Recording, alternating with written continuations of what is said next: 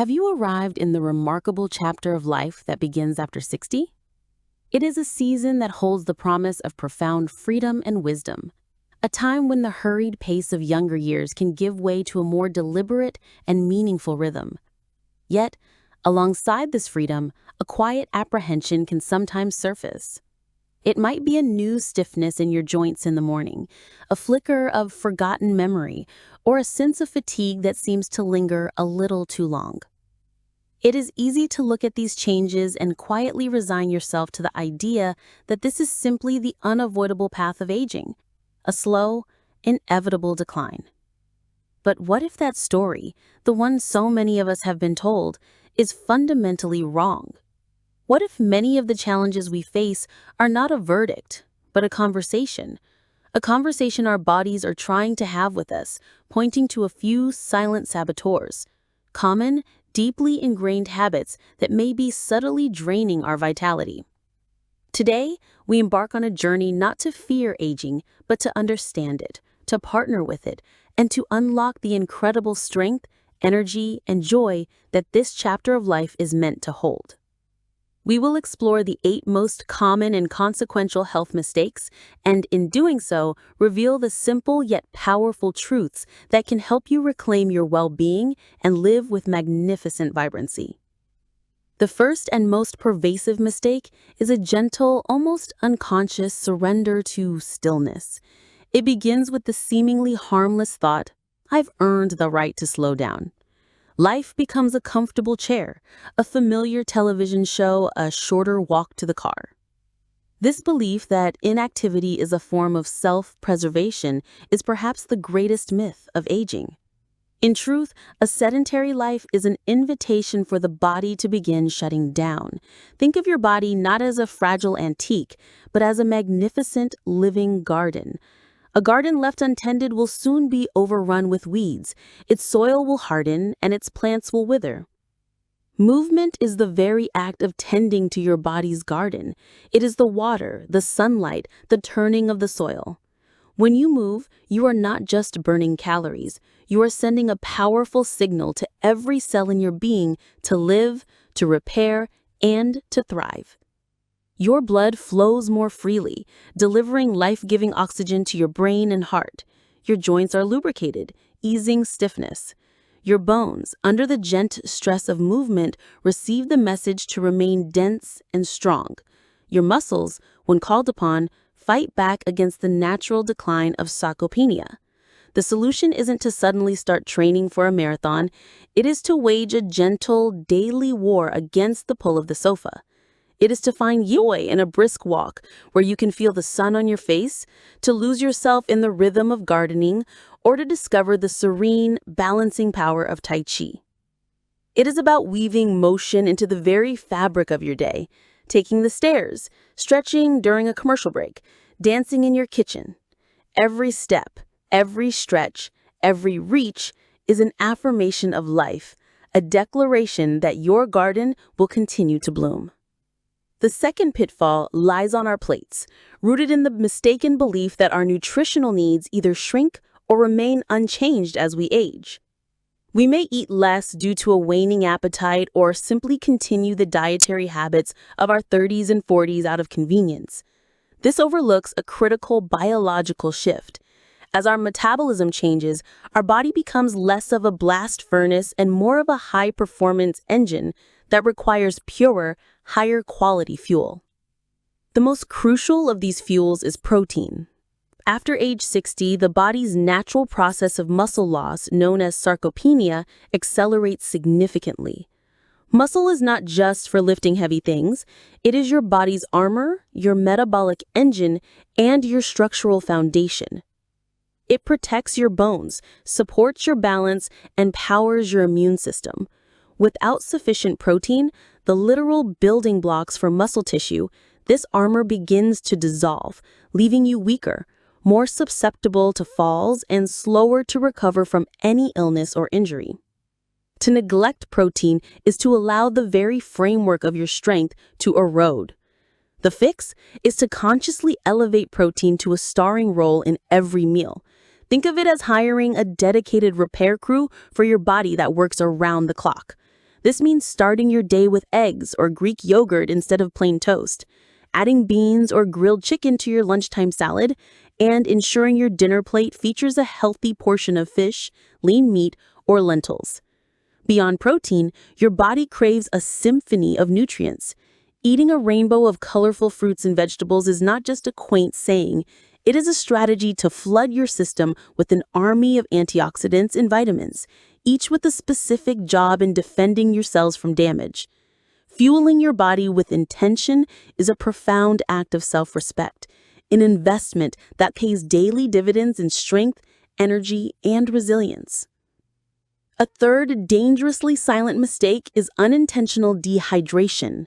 As the years pass, one of the body's most fundamental alarms, the sensation of thirst, becomes muted and unreliable. You can be walking around in a state of low-grade dehydration without ever feeling the characteristic dry mouth or craving for water. We often dismiss this, but chronic dehydration is a hidden thief that can steal your cognitive clarity, your physical stability, and your overall health. When your body is low on fluids, your blood volume decreases, meaning your heart has to work harder to pump it. Less blood flow to the brain can lead to confusion, fogginess, and dizziness, a primary contributor to devastating falls in seniors. It can lead to constipation, urinary tract infections, and place significant strain on your kidneys. The remedy requires a conscious, deliberate shift from waiting for thirst to proactively managing your hydration. Your goal should be to provide your body with a steady, gentle stream of fluid throughout the day. Keep a water bottle with you as a constant companion. If plain water feels uninspiring, transform it into a spa-like elixir by infusing it with slices of lemon, cucumber, or a handful of berries. Remember, too, that you can eat your water. Foods like soups, melons, oranges, and cucumbers are rich in fluids and contribute to your daily needs. Making hydration a conscious habit is like ensuring the rivers within your body flow freely, carrying nutrients, flushing out waste, and keeping every system from your brain to your kidneys running smoothly and efficiently. Perhaps the most emotionally complex mistake is the habit of ignoring your body's warning signs, dismissing new aches, pains, or symptoms with a resigned sigh of, "It's just part of getting older." This dismissal often stems from a deep-seated fear of what a diagnosis might mean, or a desire not to be a burden on family or doctors. But your body is an incredibly intelligent system, and pain or unusual symptoms are its primary way of communicating that something requires attention. It's the check engine light on your personal dashboard. Ignoring it doesn't make the problem go away. It simply allows a potentially small, manageable issue to grow in the dark until it becomes a serious crisis.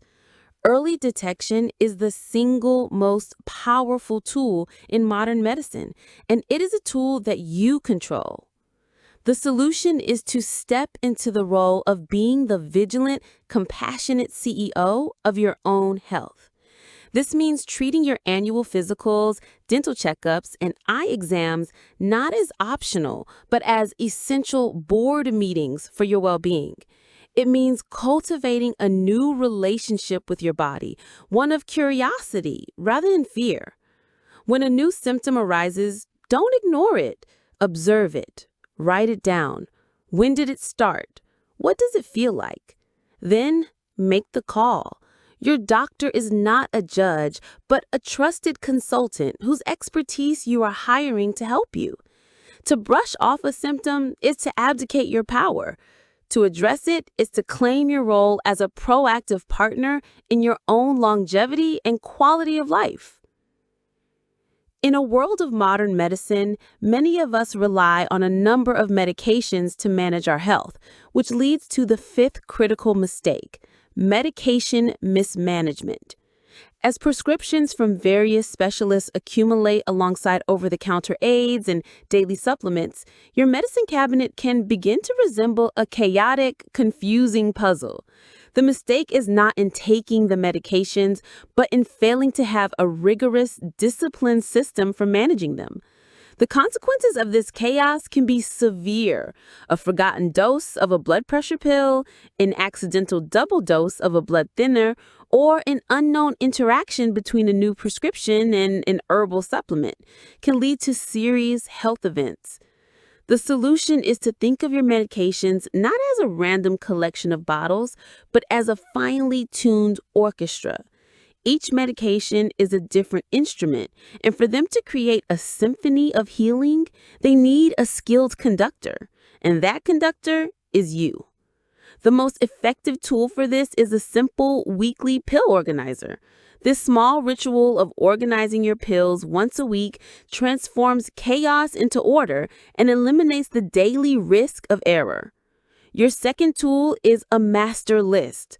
A single comprehensive document of every pill, supplement, and vitamin you take, including the dose and the reason, is invaluable.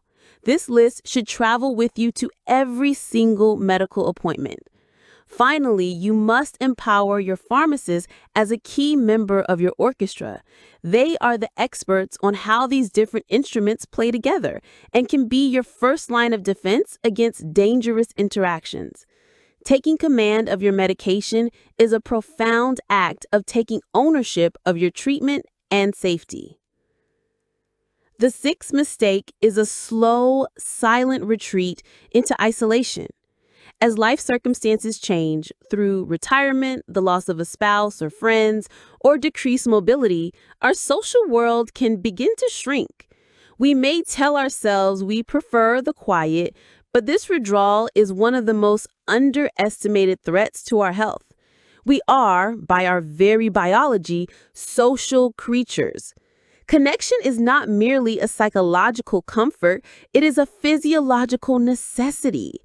A vast body of research has shown that chronic loneliness and social isolation act as a form of chronic stress, increasing inflammation and raising the risk for heart disease, depression, cognitive decline, and a shorter lifespan.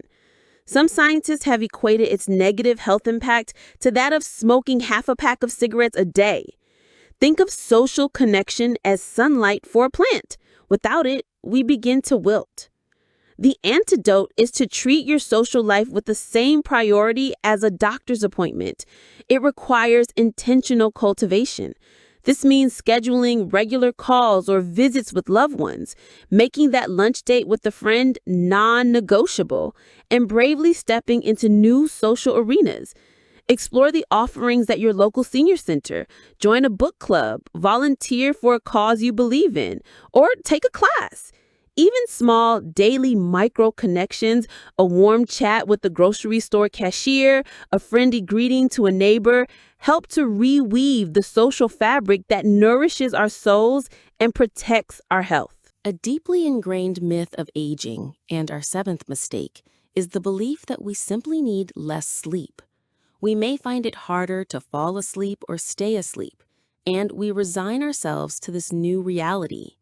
But while our sleep patterns may change, our fundamental need for 7 to 9 hours of quality, restorative sleep does not diminish. To view sleep as a passive luxury is to misunderstand its vital, active role.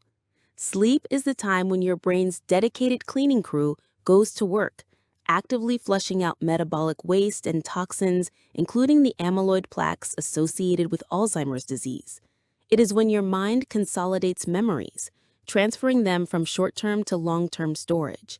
It is when your body undertakes its most critical repair work on tissues and cells. To consistently shortchange your sleep is to rob your body and brain of this essential maintenance cycle, leading to impaired memory, poor balance, a weakened immune system, and increased inflammation. The solution is to cultivate a reverence for sleep by practicing good sleep hygiene. This means establishing a consistent sleep-wake schedule to regulate your body's internal clock. It means creating a wind-down ritual in the hour before bed, turning off screens, reading a book, listening to calm music, or taking a warm bath to signal to your body that it is time to rest. It means transforming your bedroom into a cool, dark, quiet sanctuary dedicated only to sleep. Prioritizing sleep is not an indulgence. It is one of the most potent forms of preventative medicine available to you. The final common mistake is perhaps the most human, allowing pride to stand in the way of accepting help and adapting to change. This manifests as a stubborn refusal to use the very tools that could enhance our freedom and safety. It's the squinting to read a menu rather than wearing needed glasses, the constant asking of what rather than trying a hearing aid, or the risky clinging to furniture rather than using a cane or walker. This resistance often comes from a deep-seated fear that using an aid is an admission of defeat, a visible symbol of decline. But this perspective is a tragic inversion of the truth. These aids are not signs of weakness. They are signs of profound wisdom and a fierce commitment to continue engaging with life fully. They are not crutches, they are keys. A hearing aid is the key that unlocks conversations with your grandchildren. A walker is the key that unlocks the confidence to stroll through a park. Grab bars in the bathroom are the key to maintaining your dignity and independence at home. The solution is a radical reframing of these tools. See them not as concessions to age, but as upgrades for a life well lived. To embrace these adaptations and to ask for help when needed is the ultimate act of strength. It is a declaration that you value your quality of life, your safety, and your independence too much to let pride stand in the way. In seeing these common pitfalls, the goal is not to inspire guilt, but to illuminate a path forward, a path paved with conscious, powerful choices. The narrative of aging as an unstoppable decline is a myth we no longer have to accept. Within each of these areas lies an incredible opportunity to take the reins, to become an active author of your own well-being. Life after 60 is not a closing chapter. It is a vast, open landscape waiting to be explored with the strength you build, the connections you nurture, and the wisdom you've earned. By choosing to move, to nourish, to connect, and to adapt, you are not just adding years to your life. You are adding life, vibrancy, and immeasurable joy to your years. The power to create your most vital, engaged, and fulfilling chapter is, and always has been, right in your hands.